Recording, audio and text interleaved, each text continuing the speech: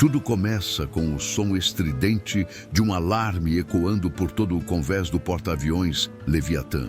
Navegando por águas revoltas no meio do Pacífico, a embarcação gigante balança sob explosões à distância. A guerra parece tão próxima quanto o próprio medo que toma conta dos corpos a bordo. Um intenso céu cinzento, rasgado por traços de fogo e fumaça, cobre a tripulação com a sombra do perigo iminente. Entre os marinheiros, linhas de tensão percorrem os rostos, mas ninguém imagina o que realmente está prestes a acontecer. De repente, a câmera foca em uma fileira de marinheiros enfileirados para inspeção. O silêncio entre eles tem o peso de chumbo. O almirante Dário Albuquerque, homem de expressão dura e olhar perscrutador, marcha lentamente diante do pelotão. Em seu semblante carregado de cicatrizes do mar, há uma mistura de honra e fadiga, dignidade e desconfiança. Em seus olhos, a responsabilidade de centenas de vidas balança como uma âncora pesada. Ao passar em frente ao primeiro marinheiro, Dário trava os olhos sobre ele. Algo se destaca, um nervosismo anormal, mãos trêmulas, segurando algo junto ao corpo, tentando disfarçar. Nesse momento, o tempo parece desacelerar. O almirante prende a respiração e o coração do espectador dispara. Gancho emocional impactante logo nos primeiros segundos. Está acontecendo agora. O traidor foi descoberto e tudo pode explodir.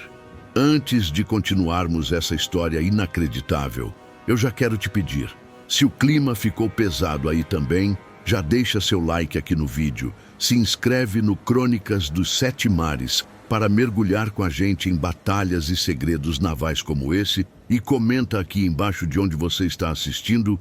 Quero muito saber de qual parte do mundo ou do Brasil você acompanha o canal. Já passou por uma situação tensa assim, de flagrar alguém prestes a fazer algo sério, perigoso? Fiquem comigo, porque o que vocês vão ouvir agora é de arrepiar qualquer veterano de guerra. Voltando para o convés do Leviatã, o mar ruge ao redor. Bombardeios estouram ao fundo e as embarcações ao longe se convertem em manchas vermelhas e pretas na linha do horizonte. O almirante, firme, comanda os olhares de toda a tripulação, alguns atentos, outros distraídos, a maioria nervosa. O primeiro marinheiro na fileira, Lucas, é jovem, aparenta pouco mais de 20 anos, olhos claros, rosto suado e um pânico silencioso que grita na sua expressão. Todo o corpo dele parece pedir para sumir dali. Suas mãos, levemente escondidas, seguram algo sob a aba do uniforme. Um artefato metálico, volumoso, com fios vermelhos pendendo discretamente. A bomba improvisada que seria responsável pelo maior desastre naval dos últimos anos estava prestes a ser ativada. Se ninguém percebesse, Lucas nunca pensou que chegaria tão longe. Filho de pescador do litoral nordestino, desde cedo sonhou com o mar aberto, mas jamais com sangue, bombas ou traição. Sempre foi o orgulho da mãe, o irmão que cuidou de todos durante a seca. Mas agora, sob a mira do olhar do almirante, Lucas vacila. O suor escorre pelo maxilar tenso e o tremor aumenta. Os outros marinheiros percebem certo desconforto, mas não enxergam o horror do segredo oculto em suas mãos. Né, soldado? A que devo esse nervosismo? Pergunta o almirante com tom cortante. Lucas sente a voz falhar. Nem nada não, senhor. Só ansiedade com a inspeção. Os olhos dos demais guerreiros agora se voltam intuitivamente para o colega. Entre eles, David, amigo de Lucas desde o primeiro dia de treinamento, sente um frio invadir a espinha. Conhecia cada medo, cada sorriso do amigo, mas nunca imaginou que ele seria capaz de algo assim. O silêncio se apodera da fileira. O cheiro de pólvora e óleo do convés mistura-se ao ar, tornando o ambiente carregado. O rádio na cintura do almirante chia alto, interrompendo a quase paralisia. Atenção ao convés, temos relatos de sabotagem iminente. Todos atentos. Dário mal pisca. Olha fixo para o que se esconde nas mãos de Lucas e percebe um clarão escapando por entre os dedos. O artefato, embora discretamente posicionado, não consegue enganar a experiência de um homem que já perdeu mais irmãos de farda do que gostaria de contar. O dilema explode na mente do almirante e, por tabela, do público. Denunciar Lucas ali, em meio aos colegas, pode causar pânico. Mas ignorar esse instinto pode custar centenas de vidas e afundar o Leviatã em minutos. As botas ecoam no metal encharcado, enquanto o vento levanta papéis, chapas soltas e até faíscas das últimas explosões próximas. Cada respiração parece pesar 1 tonelada. Nos olhos de Lucas, por um instante, passa toda a sua história. Infância pobre, cartas para a mãe, promessas feitas ao irmão mais novo. O que fez ele se tornar aquilo? O que teria acontecido para um jovem marinheiro honrado se transformar em ameaça dentro do próprio navio? David sente um choque de realidade. E se fosse ele ali, olhando a morte de frente, sufocado pelo próprio segredo? O grupo inteiro sente a tensão. É como se cada um tivesse seus próprios demônios, e naquele segundo todos fossem descobertos junto com Lucas. O mar lá fora não tem piedade. Aviões cruzam os céus, navios explodem em distância. Mas, para quem está sob o olhar assassino do almirante, tudo que existe é o medo, a vergonha e uma escolha: entregar o traidor ou ser cúmplice silencioso do desastre iminente. O primeiro ato termina com o som do rádio ecoando novamente, agora agravando ainda mais o clima. Atenção à tripulação, identificação urgente de sabotador entre nós. O olhar do almirante fixa nos olhos de Lucas, que suprime lágrimas e tenta não desmaiar. David e os demais aguardam, estáticos, como se o tempo tivesse congelado. A decisão de Dário pode mudar o rumo do Leviatã e da guerra. Por um momento, o convés do Leviatã se enche de silêncio, denso como a névoa que ronda o mar ao amanhecer. O mundo inteiro parece estar suspenso apenas sobre aquela linha de marinheiros, sobre os ombros pesados do almirante Dário e, acima de tudo, sobre as mãos trêmulas de Lucas. Cada respiração entrecortada dos soldados é uma peça solta de um quebra-cabeça que pode implodir a qualquer segundo.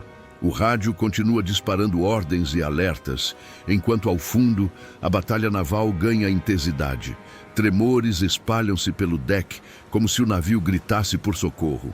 O cheiro de pólvora, óleo e medo invade os pulmões. Os olhos de Dário não desgrudam de Lucas, como se naquele instante pudesse enxergar além do uniforme e atravessar até mesmo os segredos mais profundos de seu marinheiro. Os demais homens, um a um, percebem que algo foge do habitual. David, em especial, sente-se dividir entre o instinto de proteger o amigo e o desejo de proteger cada vida no navio. A mão de Lucas aperta o artefato embaixo do uniforme e o suor escorre em seu rosto. O tempo parece se comprimir. O futuro do porta-aviões pode depender de apenas uma escolha. Dário ordena, voz firme, que Lucas mostre imediatamente as mãos. O pelotão se enrijece, alguns com olhos arregalados, outros com as mãos instintivamente indo em direção aos colegas, como se pudessem impedir algo terrível. Lucas hesita por um segundo que parece durar uma eternidade. A voz fraca quase falha ao sussurrar: "Por favor, senhor, não faça isso." O almirante nem pisca. Ele já viu de tudo, mas nunca o olhar de alguém tão perdido entre medo e arrependimento. "Soldado, mostre as mãos!" Dário exige, o tom agora carregado de experiência e dor. Ele sabe o que está para acontecer, mas ainda assim existe uma esperança minúscula, quase invisível, de estar enganado. É só então que Lucas, já sem forças, deixa o artefato escorregar para fora da manga. Por um instante, tudo o que se ouve é o baque metálico no convés, seguido de um suspiro coletivo que oscila entre alívio e desespero. O objeto cai, revelando sua aparência cruel. Uma bomba improvisada, feita para explodir de dentro para fora, transformando o Leviatã em um cemitério flutuante. O choque paralisa metade dos marinheiros, enquanto a outra metade já está de prontidão para conter Lucas. Mas antes mesmo de qualquer movimento, Dário ergue a mão em um gesto de comando. Ele precisa de respostas, precisa entender se existe outro traidor, se outros artefatos foram plantados, se Lucas é mesmo o fim dessa cadeia ou apenas o começo do desastre. A tensão se transforma em medo e o medo em caos. David tenta alcançar o amigo, mas é contido pelos braços fortes do segundo sargento, que grita para todos se distanciarem. Soldados se entreolham buscando respostas que nunca vieram nos treinamentos. Eles estavam preparados para enfrentar mísseis, torpedos, tempestades, mas nunca para encarar um traidor entre os próprios irmãos de farda. Nesse instante, começa o verdadeiro interrogatório. Dário, com a voz rouca do sal e das batalhas, pergunta o motivo. Busca desesperadamente uma explicação que faça sentido, que traga paz para o peso de ter dado confiança a alguém capaz de tamanha traição. Lucas, de cabeça baixa, finalmente fala. A voz atravessada pelo choro contido. Não era para ser assim. Prometeram que minha família estaria segura. Eu só queria ter certeza que minha mãe e meus irmãos não passariam fome, Senhor. Eles ameaçaram acabar com tudo caso eu não fizesse. O almirante sente o golpe como um soco no estômago. Mesmo furioso e traído, não pode deixar de se perguntar se seria capaz de fazer algo diferente se estivesse no lugar daquele jovem. O pai ausente, a responsabilidade sobre os ombros desde tão cedo, e agora o preço impagável por um pouco de proteção para quem dedicou a vida inteira. Ao redor, os marinheiros ouvem em silêncio mortal. Todos, em algum momento, já seguraram uma carta de casa com mãos trêmulas. Todos conhecem a dor da ausência, da saudade, o peso de saber que enquanto lutam no mar, alguém em terra firme reza para que voltem vivos. Ninguém, porém, imagina onde começa o limite entre a sobrevivência e a traição. A tensão cresce. O rádio anuncia novas baixas à distância. Explosões iluminam o horizonte e os sons da guerra parecem zunir mais forte sobre o convés. O ar é quase irrespirável. O almirante Dário, sem mudar o tom, pergunta a Lucas se há mais bombas ou se outros foram coagidos a participar. O garoto não responde de imediato, mas depois de alguns segundos devastadores, solta quase num sussurro. Sou só eu. Eles só queriam dar o exemplo, para que ninguém mais tentasse ser herói. O pelotão inteiro absorve o momento. Agora mais assustados pelo medo de terem convivido com um traidor, quanto pela possibilidade de terem sido enganados por um sistema ainda mais cruel. O protocolo é ativado, a equipe de desarmamento corre até o convés. O artefato é examinado, cada fio cortado, como se cada segundo fosse a linha tênue entre vida e morte. O tempo passa devagar. Finalmente, o especialista faz o sinal de positivo.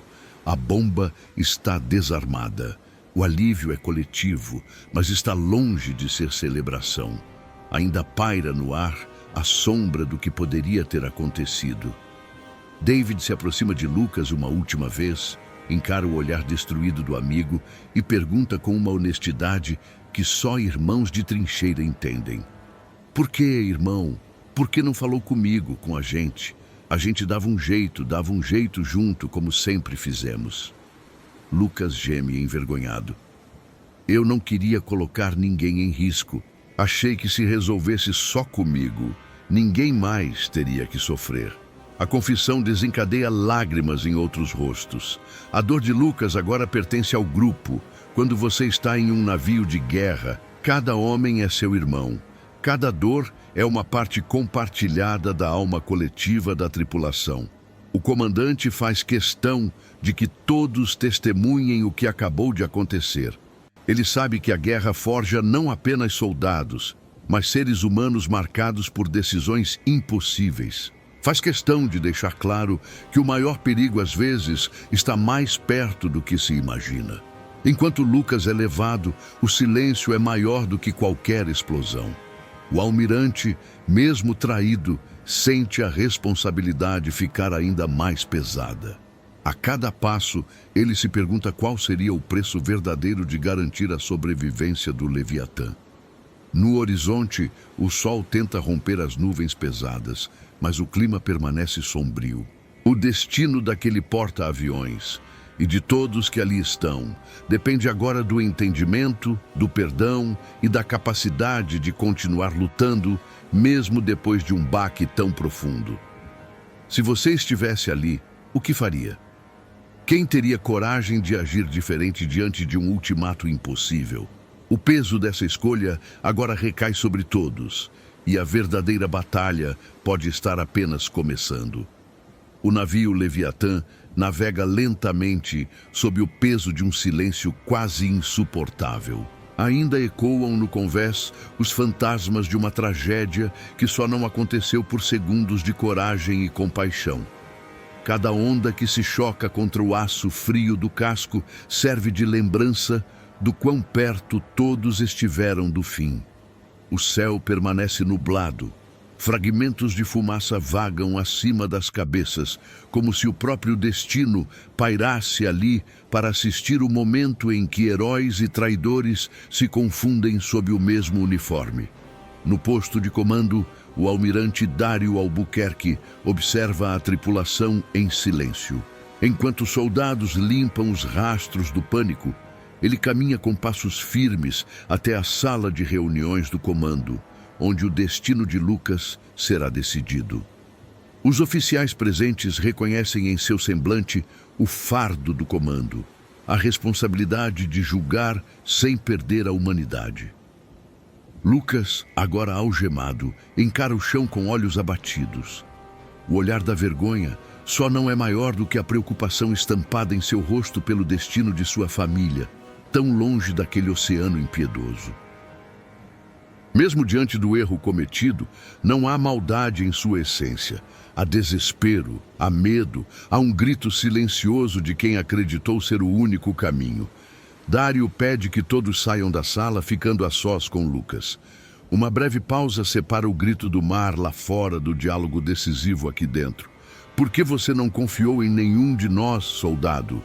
Você não é um traidor comum. Você foi ameaçado e, pior, enganado por gente que nunca pisou em um convés, mas sabe como quebrar um homem. Lucas chora baixinho, a cabeça baixa, as mãos suando apesar da temperatura fria do metal das algemas.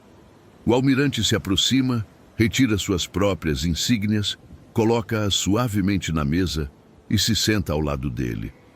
Sei o peso de uma ameaça contra quem a gente ama. Eu também tenho filhos, Lucas. Você errou, mas não está sozinho. Só que agora eu preciso saber quem está por trás disso.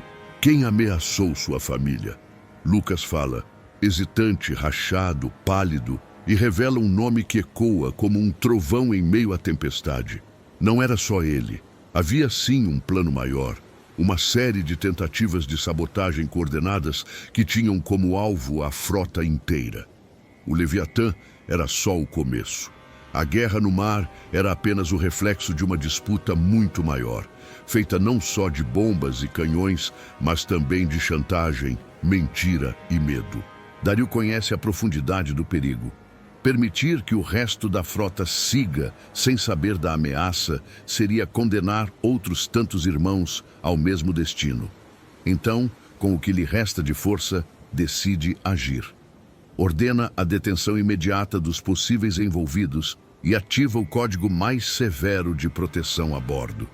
Finda-se ali qualquer resquício de ingenuidade. Agora, todos sabem que o inimigo pode estar do lado, no refeitório, durante a troca de turnos, oculto por um sorriso fraternal.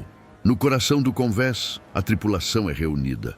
O almirante sobe sobre uma caixa de onde tantas vezes discursou sobre vitória, esperança e coragem.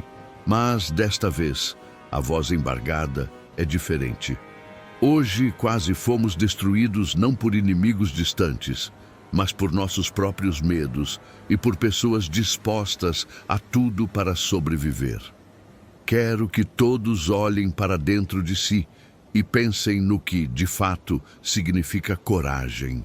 O discurso não é apenas uma advertência, mas um apelo à humanidade daqueles homens e mulheres.